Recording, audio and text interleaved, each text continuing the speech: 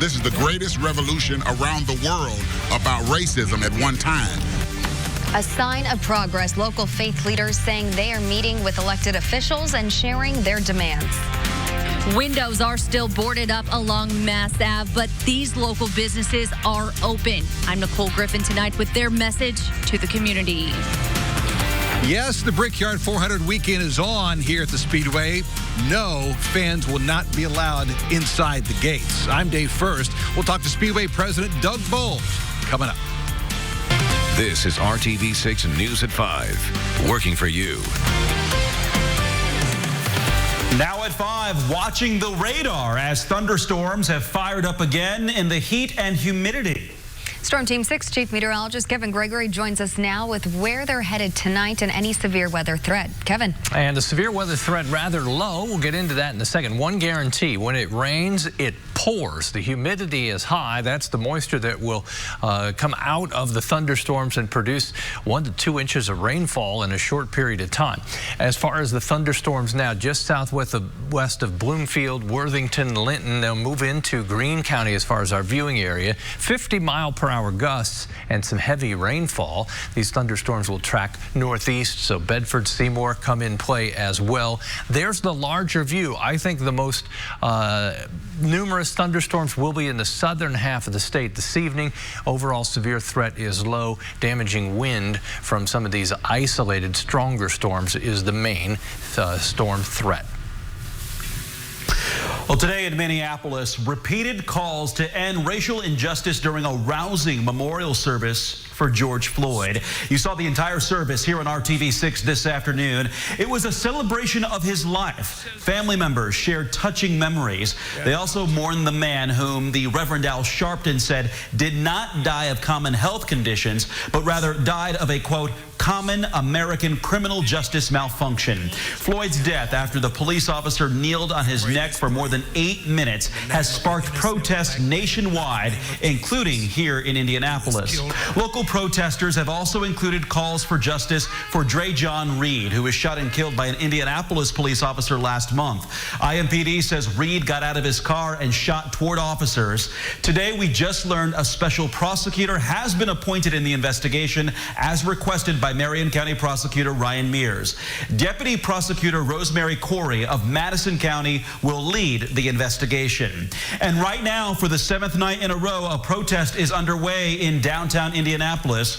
We're also hearing from faith leaders and members of the business community. We begin our team coverage with Cameron Riddle at tonight's peaceful demonstration. Cameron.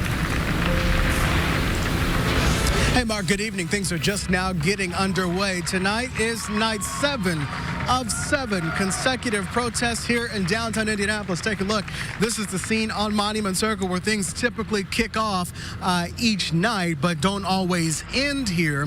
What has been the common theme since Sunday night is peace in the streets. Of course, it was a week ago tomorrow that we saw the destruction that happened in downtown Indianapolis, but we have not seen any of that since Saturday night. Tonight, as has been the pattern, is there will be different leaders in training, is how Black Lives Matter organizers explain it to me. There's a different person on the mic who will then take us on a different path throughout downtown, whether it be the State House, the City County building, or as we saw earlier this week, the governor's residence. They are committed to being here every day starting at 4 o'clock, and today, no different. I presume in the next couple minutes we will start marching and follow them throughout the streets of downtown. We'll let you know where we are in the next hour when we see you back here for the news at 6. Reporting live downtown, I'm Cameron Riddle, RTV6. All right, see you soon, Cameron.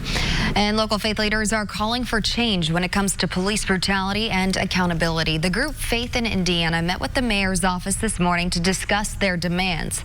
Megan Singh-Torm found out how that meeting went and where faith leaders plan to go from here.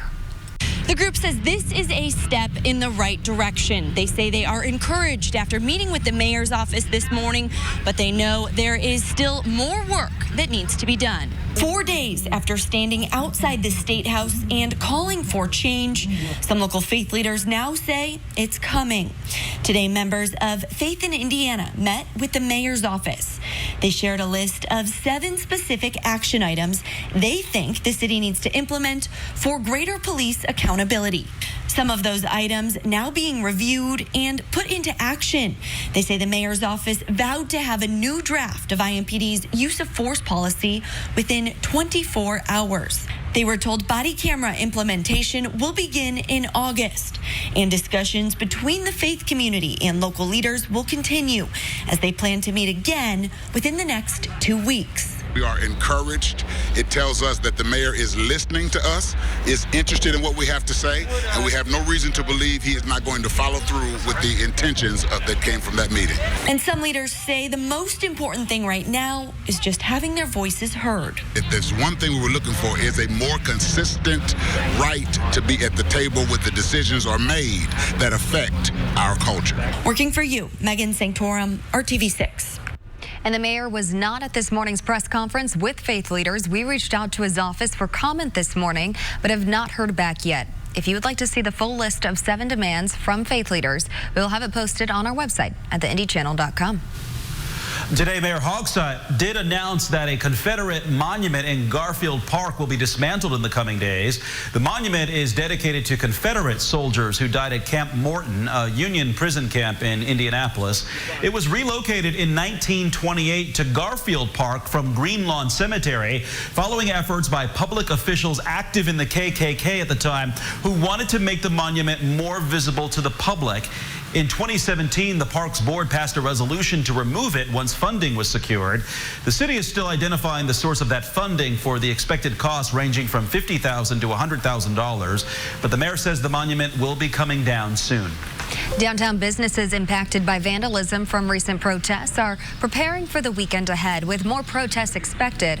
Our Nicole Griffin is talking to employees at local stores that hope it remains peaceful and customers make their way back downtown. Walking along Mass Ave, this is what you see at nearly every business. Windows covered up and boarded up after this past weekend's protests. This is at Stout Shoes, where they had several windows busted out. I talked to an employee here who tells me he is just hoping that customers return to this area. Last weekend, the glass was broken. Gunshots were fired. We were concerned about our bird. For 134 years, Stout's Footwear has served the community on Mass Ave. They pride themselves as being the oldest shoe store in the country. For the last 22 years, Ripley the Parrot has been there too. Over the weekend, he was the only one at the store as protests turned violent downtown. We were just watching the cameras and checking on him, and thankfully he was fine, and they didn't come inside. 4 windows at Stouts were broken. Their dumpster was set on fire, but they don't believe any shoes were stolen. And now, as each window is boarded up, signs are also posted as an effort to let the community know, despite all of the damage, they are still open. This all comes after being closed for weeks due to the coronavirus. We were starting to come back to normal. The people were starting to open up, people were starting to show up, and then everyone decided to show up and cause a problem, and now no one's out again and everyone's boarded up. It's like, this is a huge setback. This is not helping anybody. Some businesses have not reopened their doors after the recent vandalism, and during the day Thursday, Mass Ave was relatively quiet. Businesses along the corridor hope that changes soon and people come back to the local restaurants and stores that need their support. Working for you downtown, Nicole Griffin, RTV6. And the employee we talked with at Stouts Footwear expects their windows to remain boarded up until their windows can be replaced. They have been ordered, but like many businesses we are hearing from, it will take anywhere from 1 to 3 weeks to get new windows installed. A big announcement today from the Indianapolis Motor Speedway impacting tens of thousands of NASCAR and IndyCar fans. The July 4th weekend events at IMS will be run without fans due to the pandemic. It will look a lot like this, as you see from this camera showing the Speedway live. So that means no spectators at the Brickyard 400 and the IndyCar Grand Prix. Penske Entertainment President Mark Miles said they could not be confident that the Marion County would be in the stage of the state's reopening plan to publicly attend sporting events by July 4th. Sports Director Dave First spoke with IMS President Doug Bowles today about this decision. Well, here we are, social distancing a bit. We've still got masks on. Obviously, the pandemic very much a part of all this, and that's why fans will not be allowed in for the Brickyard 400 weekend. I know it's disappointing for you guys. Yeah, you know, just like everyone, I'm a fan first, and to not be opening these gates for July 4th weekend is disappointing. That decision, how difficult was it for you guys? Well, for me, it was one of the most difficult decisions we've ever made, and I hope what the fans take away is that we felt like we're a month out, we got to give them a decision, and I hope they know that we waited this long because we were doing everything we could to make sure that we could have fans. And in fact, you can see out here, we've got all kinds of modifications that we were going through to try and do the social distancing, but just given where everything is in the phases, we just felt like it was not the right thing to do to put our local government and state government at odds with each other. And in a weird way, it's circumstance, too. Here we are in Marion County. This is where the Speedway is. It looks like they're not going to be ready by that time. So, you know, one of the things I always tell people that makes this place so special, it is in the heart of a big city. We're not like all these cookie cutter tracks that have been built in the last 15 or 20 years that are outside of communities. We're part of the fabric of Marion County, part of the fabric of Indianapolis, and that's part of what we do. We support each other, we support this whole community, and we'll get through it. And race fans are resilient, and we're going to have an Indy 500, and we're going to have fans here. That leads to my next question. Okay, that takes us through July Indy 500, August 23rd. How do things bode for that now? I feel really good about it. We've been talking to the mayor's office. We've been talking to the governor's office. They want it to happen. I think all the indicators are that we're going to be in a good spot where you can have the Indy 500 at least in the seats, the way you know it. We'll probably have to do some things at the gates and some other ways to make sure that we're keeping people safe. But we plan on having everybody that wants to come to the Indy 500 here in August. All right, the countdown is on certainly for that and the Brickyard 400. The good news is you can still watch it live on the nationally televised other networks, and also the IMS radio network. Thanks so much. Which is the important one, the radio network. Which is the important. Yeah, absolutely. Doug Bull, Speedway president. And I guess air conditioning comes with that, too. Thanks, guys. Fans who have tickets to any of the 4th of July activities will be directly contacted by IMS regarding options for a refund or a credit to a future event. And more big changes due to COVID-19. There will be no Indiana State Fair this year. The State Fair Commission and Fair Board announced the cancellation this afternoon. They will instead offer a modified State Fair 4-H livestock show with additional activities to be held at the State Fairgrounds in August. This is not the first time the fair has been canceled. It was also not held during the Civil War and World War II. And now to the numbers watched so closely as decisions are made regarding moving the state forward. Today, the state reported 20 new coronavirus deaths that occurred between May 2nd and yesterday. 2,052 Hoosiers have been lost to COVID-19, and 452 more Hoosiers have tested positive for COVID-19. That is a slight increase from yesterday. Nearly 37,000 Hoosiers have tested positive. Only on RTV6, seeing the devastation firsthand, looting inside an Indianapolis mall. Why the business says this is more painful than just the damage that was caused. And the counting continues, where people are still hard at work to make sure your voice is heard in Tuesday's primary. Kevin. Heavy rain swinging into Greene County, just south of Bloomfield. This activity sliding northeast, so Bedford and Seymour may see some thunderstorms as well. The big change that arrives just in time for the weekend coming up. Lee Home Store. This is home. No matter if they're a black business or a white business or a Hispanic business, you're busting people's windows. And if you're actually fighting for black rights, why would you break a black person's window? Only on RTV6, exclusive video of looting inside an Indianapolis mall. In the efforts to survive this setback and the pandemic, many businesses were vandalized by weekend violence, and that includes an Indianapolis mall. Like the others, it's trying to rebound from the pandemic and was then hit by looters.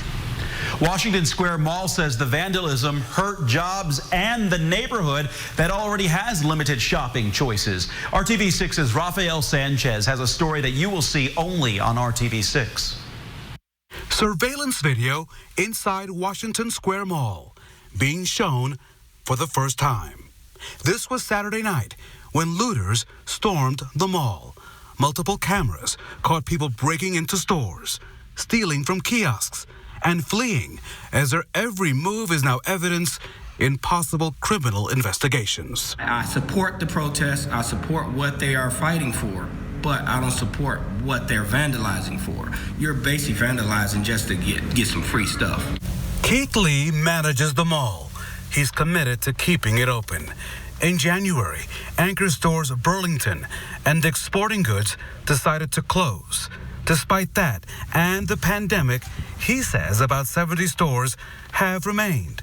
Many minority-owned businesses now feeling the setback of being vandalized. If you're actually fighting for black rights, why would you break a black person's window? You know what I'm saying? That's not fighting for rights of a black person, because now you just affected a black business. This is a black business. This mall is owned by a black person, a person of color, but you came and vandalized it. Think about that. That's not fighting for the same rights. At the mall, Furniture Corner intends to stay. The parking lot has recently been resurfaced, and business is going well. All the things that have been going on in the area, we support those, but we also have a business to run, and we are interested in helping the community. Lee says he's upgraded lighting by installing LED lights and is planning other improvements. His other priority is keeping the Target store. The retailer was targeted this past Sunday. As you can see, looters caught on camera broke in, but apparently were scared off by the alarms and fled the scene, leaving behind digital evidence now in the hands of police. Hopefully, there's no repercussion behind that of possible others of leaving. And right now there's not. And I'm working with Target as much as I can too, because I have to keep them. I'm gonna do the same thing I would do for any tenant. I want you to stay. Rafael Sanchez with that report. Lee says he's also working to keep other well-known businesses like Joann Fabrics, AMC, Finish Line, and Longhorn Restaurant on that mall property. Kevin, it was definitely a hot one today. Took the dog out for a walk, and it lasted about 5 minutes. Leo just sat down, said that's it. He was done. Well, he'll come to life over the weekend. The humidity is going to drop just in time for the weekend, so I think it'll be a spectacular little change Saturday, Sunday, and Monday. It's the all-familiar humid conditions out there right now. 65 is our dew point. When it gets to 65 is when you step outside and you say, okay, it's humid. 82, that's our current temperature. The clouds are increasing as rain along and south of Interstate 70 from just south of Terre Haute, south of Brazil in Clay County. That will stream northeast. The heaviest rainfall, the most likely cluster of thunderstorms, will stay in the southern third of the state, I think, just south of Bloomfield, some thunderstorms. Then also another area will move just south of Bedford and Seymour. Larger picture, unlike last night where the thunderstorms really expanded overnight into the morning hours, I think it will be quiet overnight. This should be the next few hours, and then we'll have a quiet time overnight into the morning. As far as our severe weather threat, from Bloomington, Nashville, Columbus, Greensburg south, a marginal or low risk for severe storms. Again, they may pulse up. The strongest storms could produce 50 to 60 mile per hour winds, but that looks to be the main threat in addition to the heavy rainfall. Shop around at temperatures. 81 in Sullivan, where you've had the rain recently. 83 in Bedford and Bloomington. Generally temperatures in the low 80s, a little above average for this time of year. Looks like we're late for the birthday party. Happy birthday to Esme. Jan Gifford sent in the picture of her pup, and it looks like you got a little new chew toy there to enjoy. If you're headed out for the walk, you may be like Leo. You may only make it a block or two and then want to come back home, but temperatures will fall back into the 70s and will be dry, especially north of Indy. South of Indy, a little different story. 7 o'clock, ongoing showers and thunderstorms. I've broadened this so you can see along the Ohio rivers where the heaviest and more consistent thunderstorms will be. They may see 1 to 3 inches of rain in the southern third of the state. Chance for rain tomorrow, fairly low, 30%. And then look, Saturday, Sunday, Monday, we take rain chances out of the picture. Still humid, still climbing back into the upper 80s tomorrow with that isolated thunderstorm. Then we'll step into the weekend. These temperatures that reach the upper 80s tomorrow will be knocked into the lower 80s Saturday. That's with the big humidity change. Much lower humidity. Sunday, enjoyable 82. And as we go to next week, temperatures warm back into the 80s with the chance for thunderstorms increasing by midweek. Next, the primary election is over, or is it? Where ballots are still being counted. Or life. Visit the Hiring Hoosiers job board. Now to Democracy 2020, and 2 days after Indiana's delayed primary, the clerk's office is still counting ballots in Marion County. All the ballots cast at vote centers Tuesday are counted, but workers are still counting all the absentee ballots, those received in the mail or hand-delivered in person, about 90,000 total. That was a challenging election. The office had difficulty keeping up with all the requests for absentee ballots due to COVID-19, limiting the staff in the building, and the number of vote centers was greatly reduced due to lack of poll workers, which led to long lines Tuesday. A spokesman for the clerk's office said there are areas that can be improved looking ahead to November.